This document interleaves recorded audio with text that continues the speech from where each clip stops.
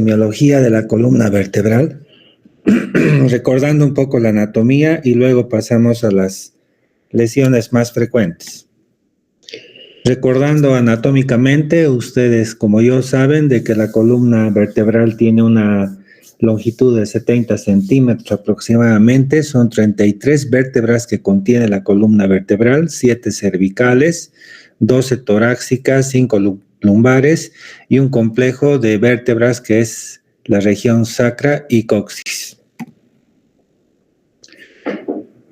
¿Cómo vamos a definir la columna vertebral? Es una compleja estructura de huesos, cartílagos, ligamentos, articulada y resistente. Está situada en la parte media y posterior del tronco y va desde la cabeza a la cual sostiene pasando por el cuello, la espalda hasta la pelvis. Se comprende de 33 a 34 vértebras, su longitud es de 70 centímetros, el sacro de 12 centímetros y existen unos discos intervertebrales, por lo cual la constitución un 75% es ósea y un 25% es fibrosa. La distribución de las vértebras por segmentos son 7 cervicales, 12 dorsales, 5 lumbares, 5 sacras, 3 a 4 coxígeas. A su vez, existen algunas vértebras que son de una anatomía especial, como la primera llamada atlas y la segunda axis. Estas son las que permiten el movimiento de rotación, pues por la presencia de la apófisis odontoides. La región sacra es constitucionalmente un tanto diferente porque los 5 huesos están compactamente fusionados para formar el sacro y son 4 huesos coxígeos que, como veremos más adelante dentro de la semiología, existe una escasa exploración, excepto cuando existe trauma a este nivel. Los cuerpos vertebrales están separados por discos amortiguadores hidrodinámicos y a su vez las vértebras están constituidas por un cuerpo vertebral y al menos 5 apófisis, como veremos enseguida. La vértebra se refiere a estos huesos que conforman la columna vertebral, una vista de perfil. Tiene un cuerpo vertebral, un arco vertebral que veremos en otra imagen y 7 apófisis.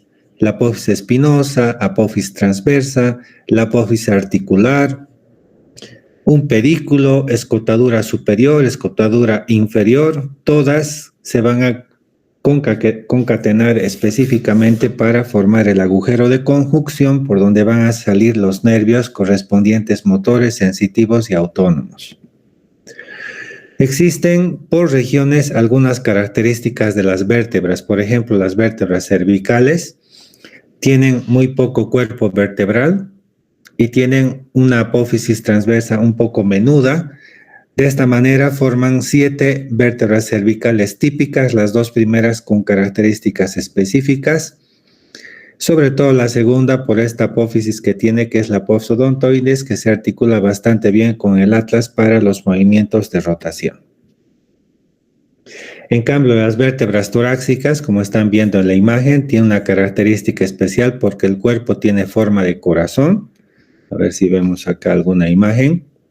Tiene 1 a 2 fositas costales para articularse con la cabeza de las costillas, estas.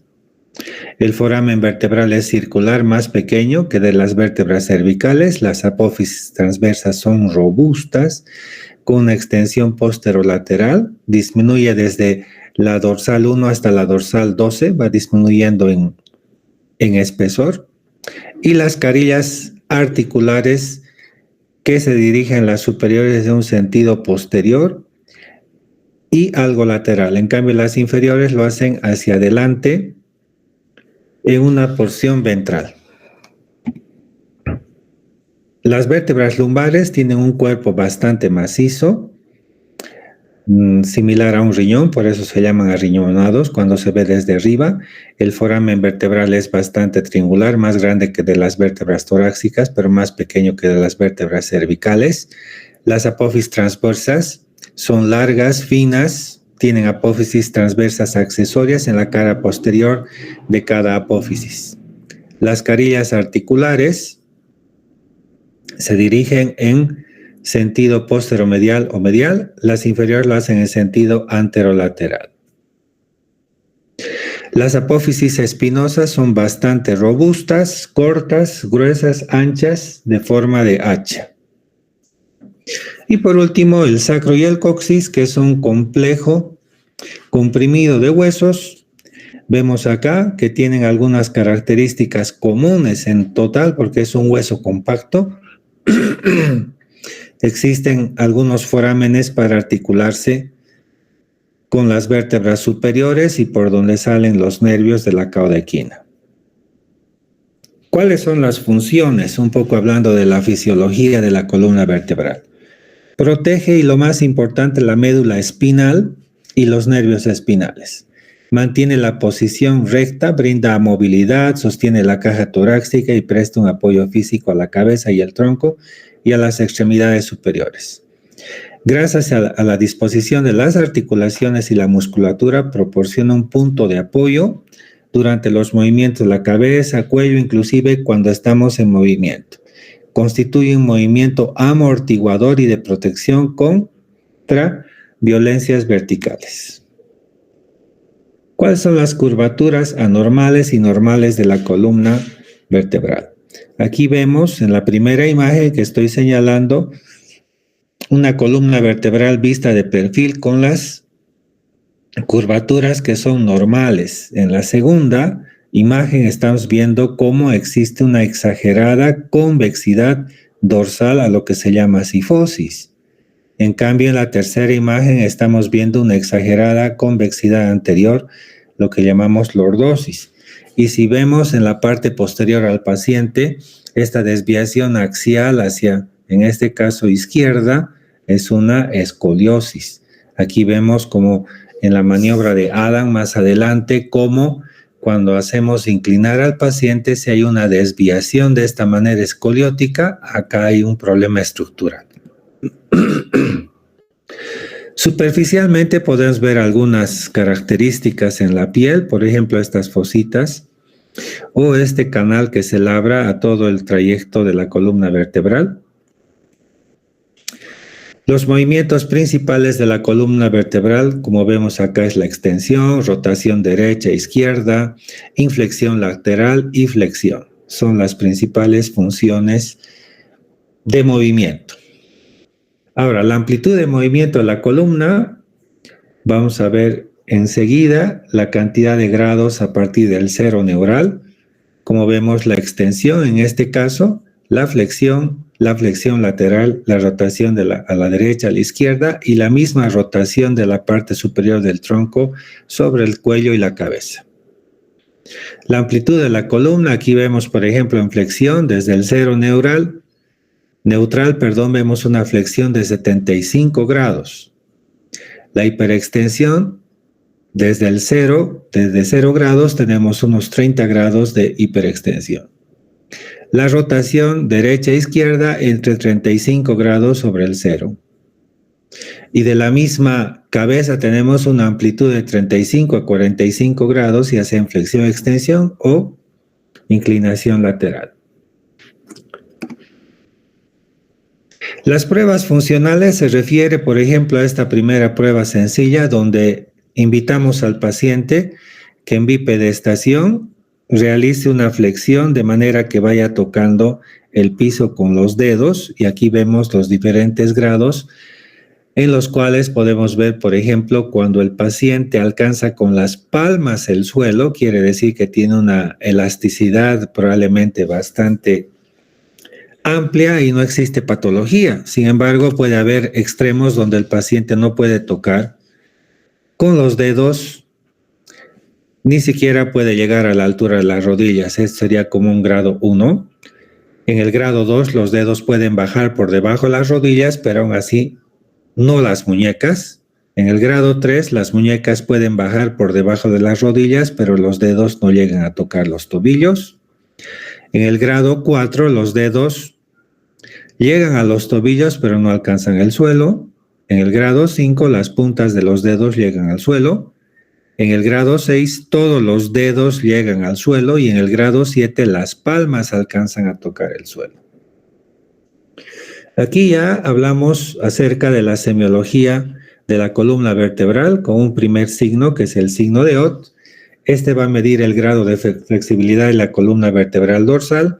Y lo que hacemos es tener al paciente en posición sentada, se marca la apófisis cervical 7 con un lapicero y un punto caudal a 30 centímetros, de manera que cuando el paciente se inclina hacia adelante, la distancia entre ambos puntos debe aumentar entre 2 a 4 centímetros y vuelve a reducirse en una inclinación máxima hacia atrás de 1 a 2 centímetros. ¿Qué es lo que estamos valorando con esta prueba?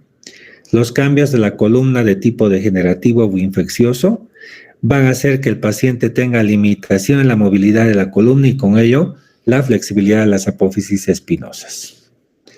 El signo de Schober mide el grado de flexión de la columna lumbar y acá nosotros localizamos el sitio de la apófisis espinosa de la vértebra sacra segunda y de aquí nosotros trazamos una línea de 10 centímetros hacia arriba.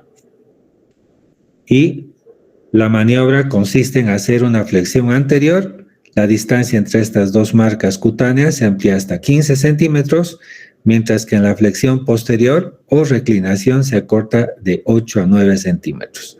¿Qué es lo que está valorando esta prueba? Los cambios de la columna vertebral de tipo degenerativo, por ejemplo, espondiloartrosis. La prueba del pliegue cutáneo de Kliver.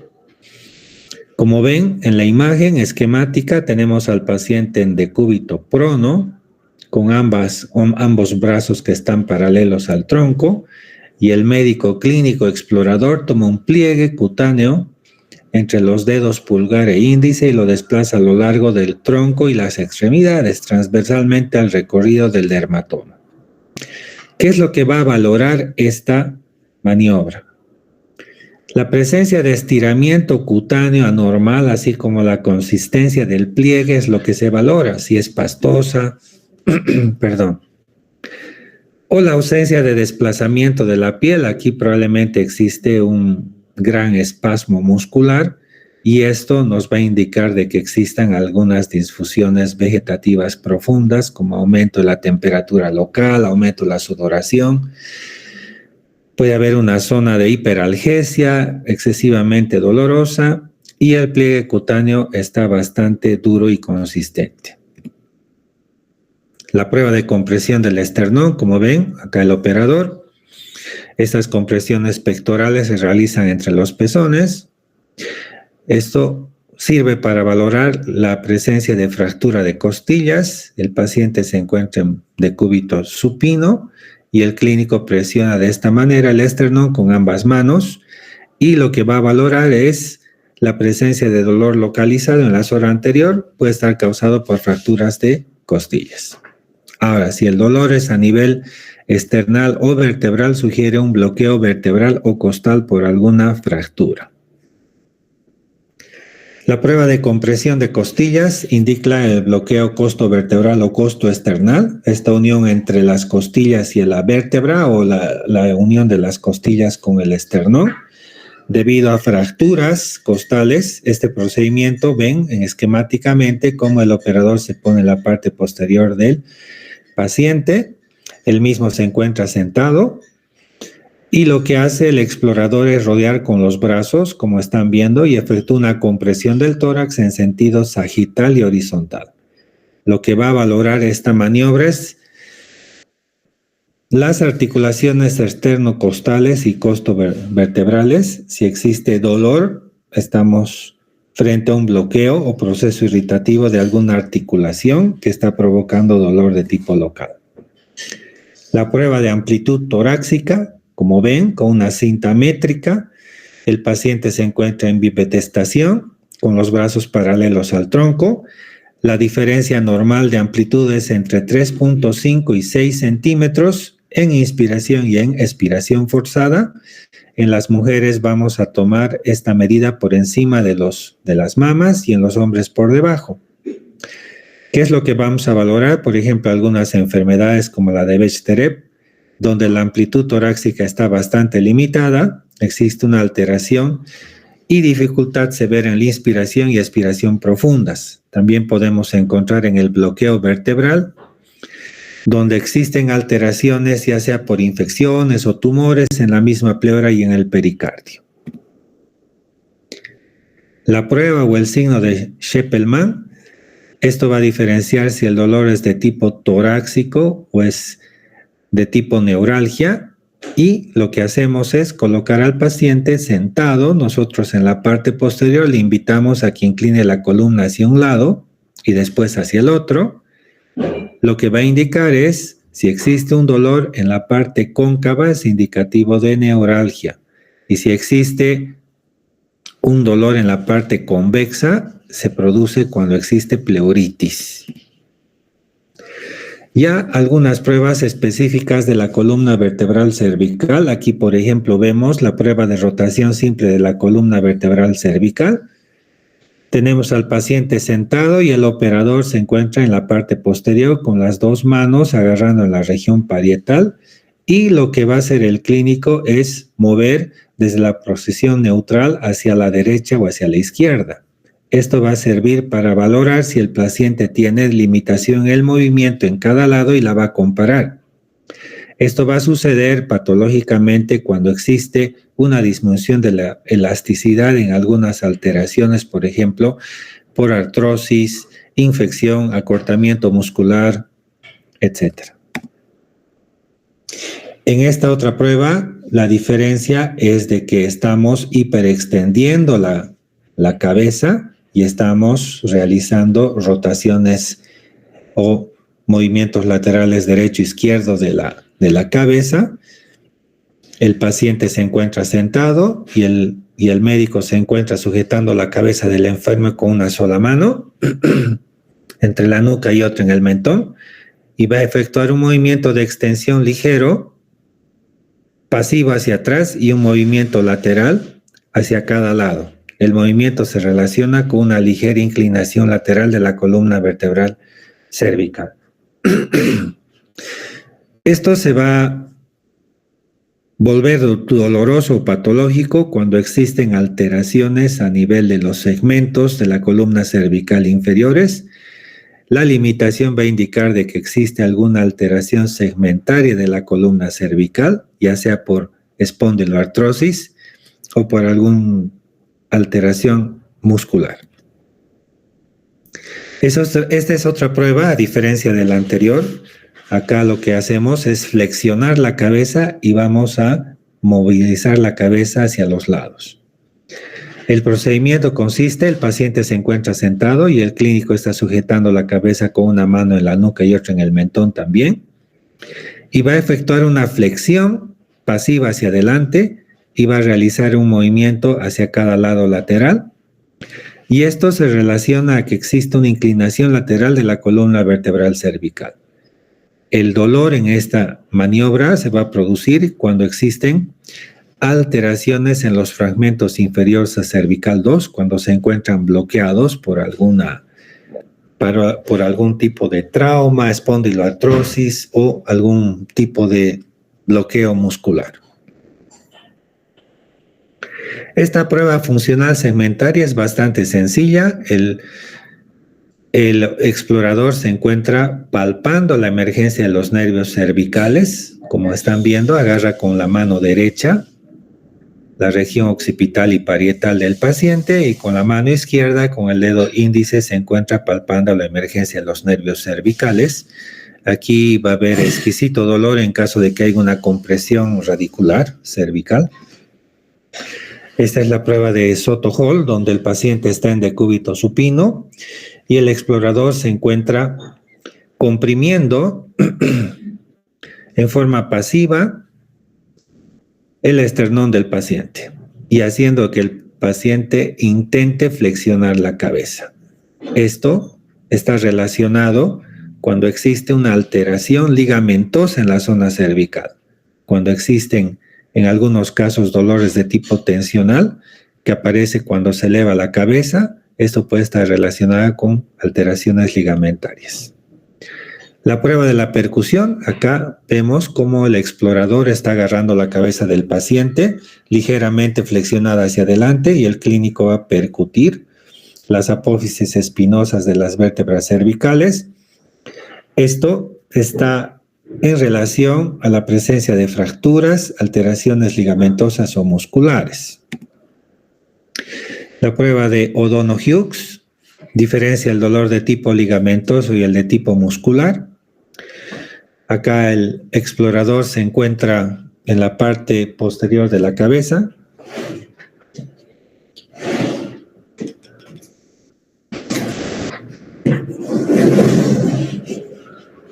Me dan un minutito, por favor.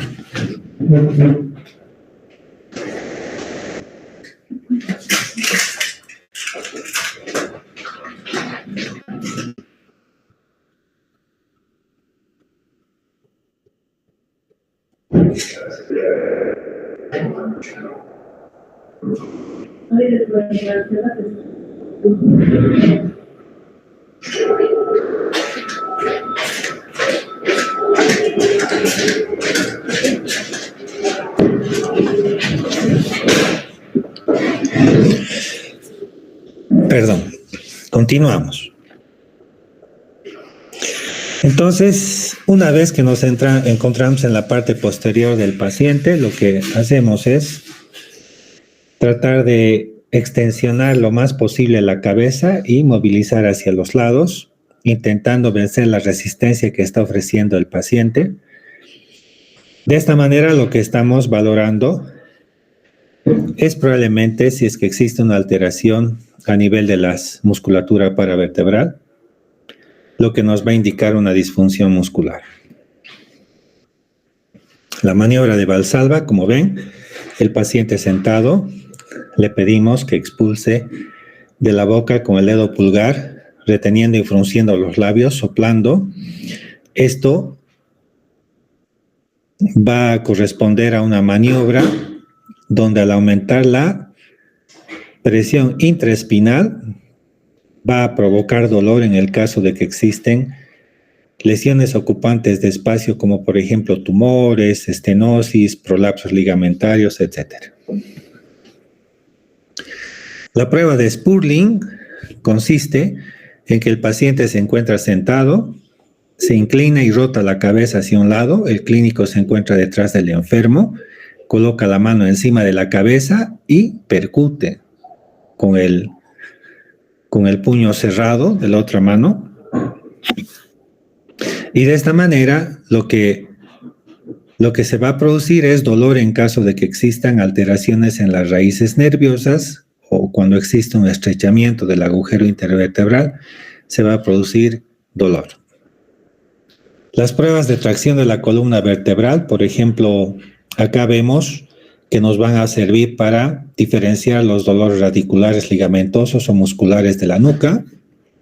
El procedimiento se realiza con el paciente en sedestación. El clínico toma al enfermo por la mandíbula y el occipucio y realiza una tracción axial en dirección craneal. Esta tracción descarga toda la fuerza hacia los cartílagos intervertebrales o raíces nerviosas, de manera que esto va a ser bastante doloroso cuando exista irritación de las raíces nerviosas.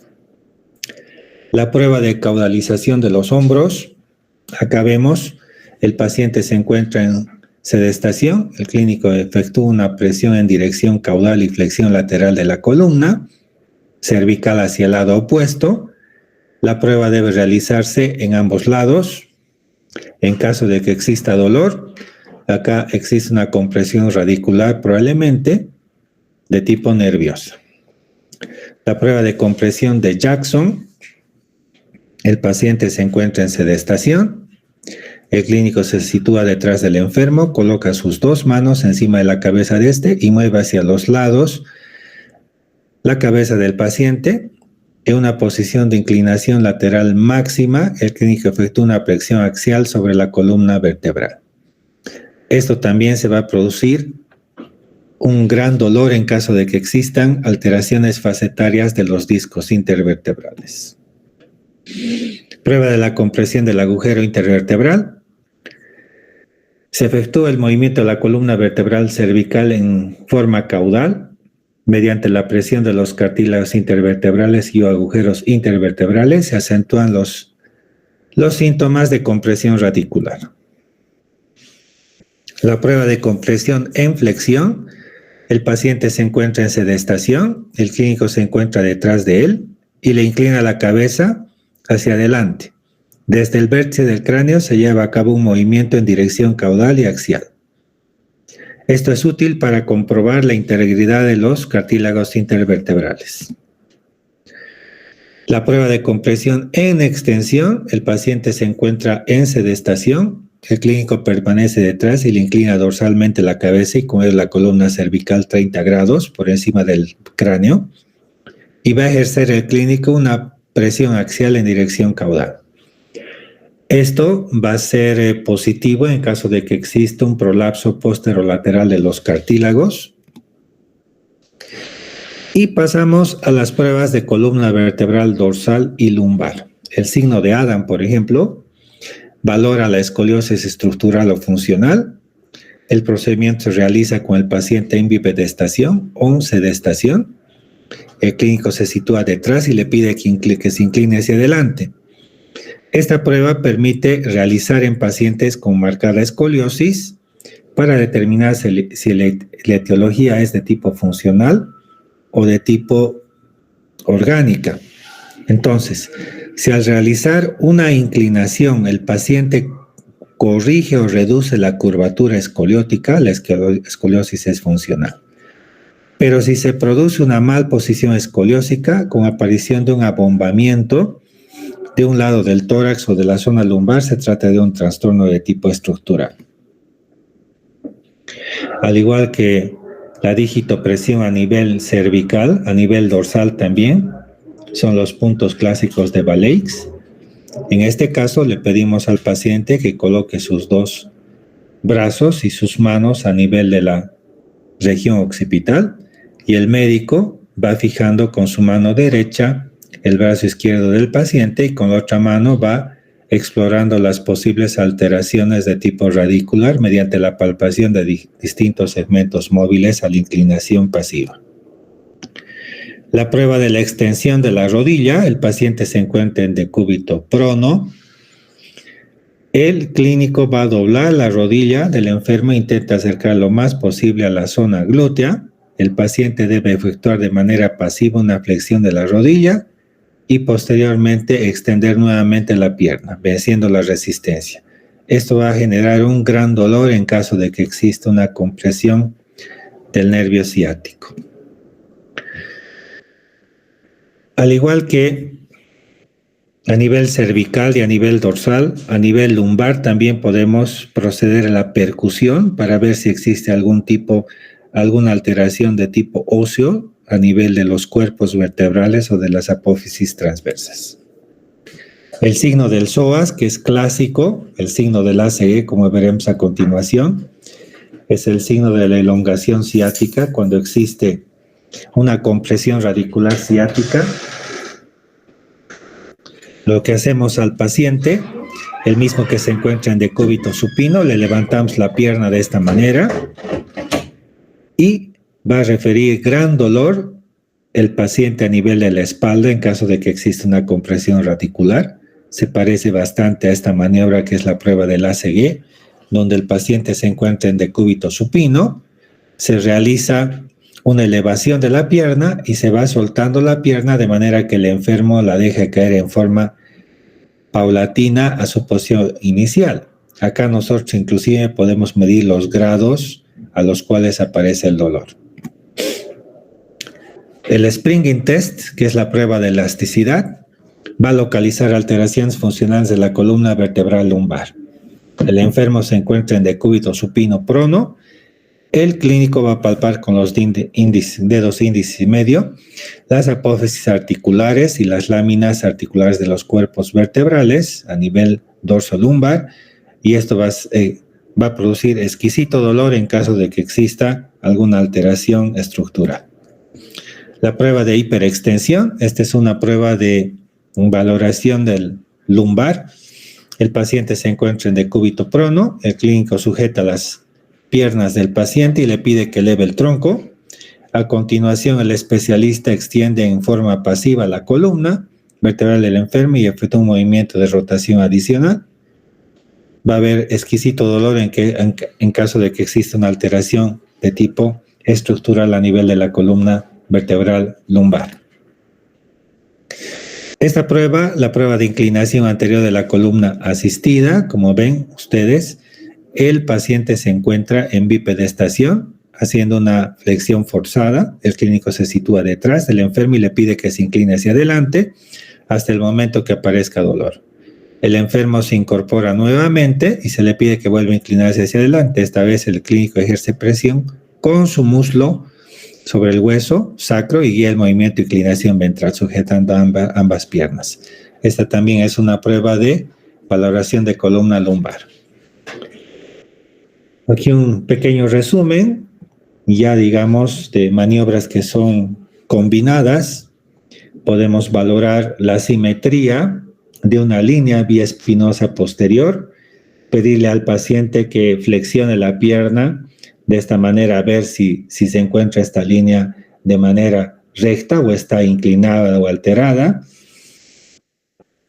Y de esta manera poder ver alteraciones funcionales de tipo morfológico solamente con la inspección. Una vez que hemos acabado todo lo que es la semiología articular, veremos las diferentes alteraciones que se puede producir a nivel de la columna. La espondiloartrosis se define como una degeneración del núcleo pulposo, como están viendo acá donde estoy señalando.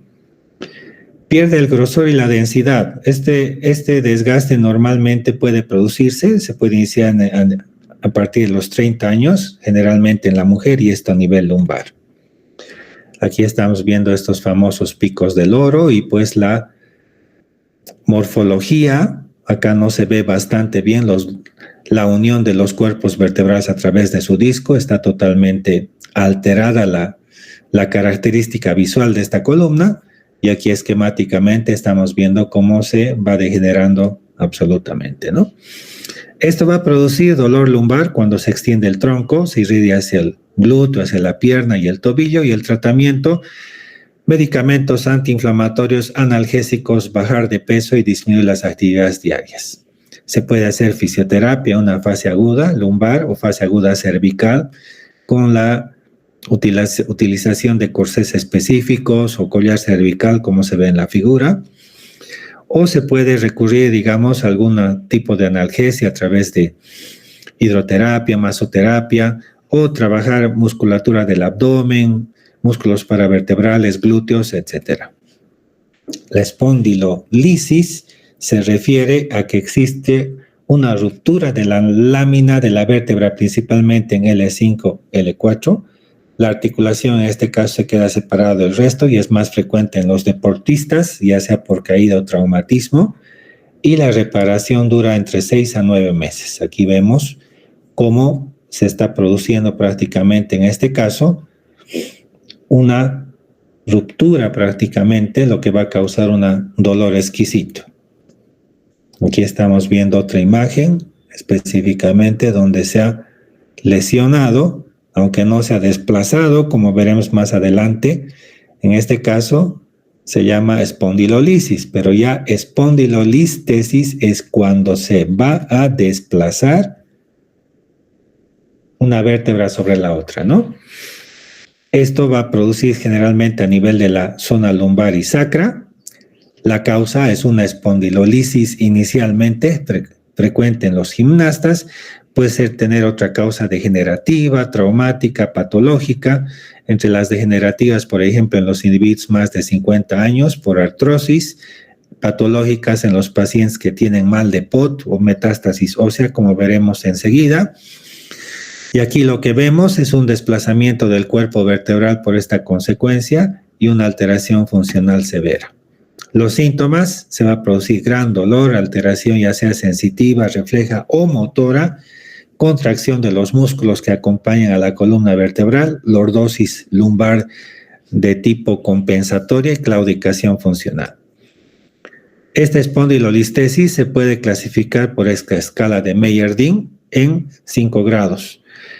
El grado 1 existe un desplazamiento de menos del 25%, el grado 2 entre 25 y 50%, en ambos grados se llama bajo grado, a partir de 3, 4, 5 ya son desplazamientos de alto grado, el tercer grado entre 50 y 75%, el cuarto grado 75 a 100, y el 100%, más de 100% ya es una desarticulación total. En este caso, AINES, antiinflamatorios, fortalecimiento del abdomen, rehabilitación con fisioterapia y en algunos casos cirugía. Mal de Pott.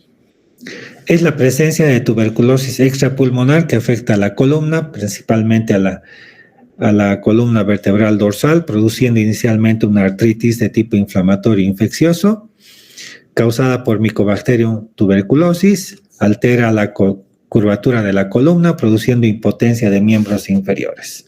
Inicialmente fue reconocida por Percival Pott, un cirujano, en 1782. Esto se va a producir por una espondilitis o por una espondilodicitis tuberculosa, ya sea por compromiso del mismo cuerpo vertebral o del núcleo pulposo. La tuberculosis esquelética, un 10%, espinal un 50%, rodillas, cadera. Existen otro tipo de tuberculosis como la miliar intestinal.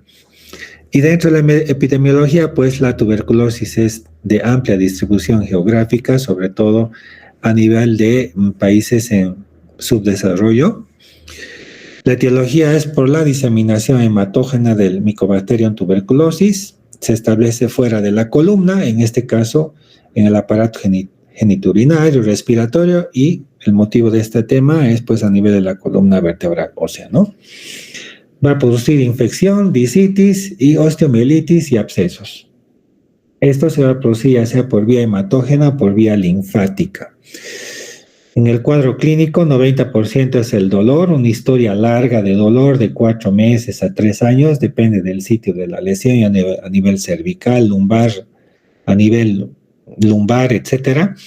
El inicio es mecánico insidioso, de intensidad baja inicialmente. La localización principalmente es a nivel de la columna dorsal, luego le sigue la lumbar y difícilmente a nivel cervical. Con mucho, la columna dorsal es el sitio de preferencia del mal de Pott. El cuadro clínico, el paciente está con pérdida de peso, gran compromiso general. A nivel local existe dolor, rigidez muscular, dificultad para caminar. Y entre las complicaciones se produce jiba dorsal, alteraciones neurológicas y el famoso absceso frío. El diagnóstico se va a realizar por una muestra de esputo, biopsia por aspirado, tinciones especiales, y el diagnóstico depende pues de hacer algunos tipos de exámenes complementarios como cultivos, esputo, tinción de Barr, biopsia de lesión raquídea, etc. Y en la radiografía vemos cómo se va destruyendo, es una enfermedad osteolítica del mismo hueso, ¿no? Vamos a hacer diagnóstico ya con gammagrafía con galio, tomografía, resonancia magnética. Y el diagnóstico diferencial se puede hacer del osteoma osteoides, sarcoidosis o alguna enfermedad raquídea de tipo neuropática. El tratamiento está en relación a esta clasificación, que es la clasificación de Gata, motivo de examen. Entonces se va a clasificar en 3 tipos, tipo 1, 2, 3. En el tipo 1, a su vez, se subclasifica en tipo A y B. En el tipo A, la lesión es localizada en una sola vértebra, un solo disco. No existe colapso, no hay absceso, no hay déficits neurológicos. Acá se hace una biopsia con aguja fina. En el tipo 1B, existe absceso en formación en 1 o 2 niveles de disco. No hay colapso, no hay déficits neurológicos. Se debe drenar el absceso como tratamiento y debridamiento. En el tipo 2 ya existe colapso vertebral. Puede haber fracturas patológicas, formaciones de absceso, hay cifosis, alteraciones en la estabilidad, con o sin defecto neurológico. Y esto Como tratamiento se debe hacer un debridamiento anterior, en presencia de déficit neurológico, una descompresión. Y en el tipo 3 existe ya un severo colapso vertebral, formación de abscesos, cifosis, deformidad inestable, déficits neurológicos. Acá ya se tiene que hacer debridamiento anterior, descompresión y corrección de la deformidad.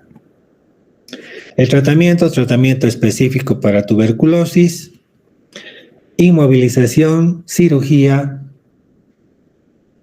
fusión vertebral en caso de que exista una alteración severa axial de la columna. De esta manera. El pronóstico depende de la edad del paciente y la salud general del paciente. Con esto serían las alteraciones principales de la columna. Ya no he querido extenderme a los síndromes de compresión radicular porque eso es motivo ya de neurología, como son los temas que continúan.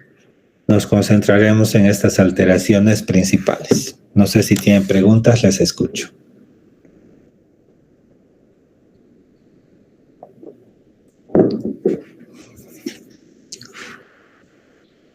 ¿Preguntas?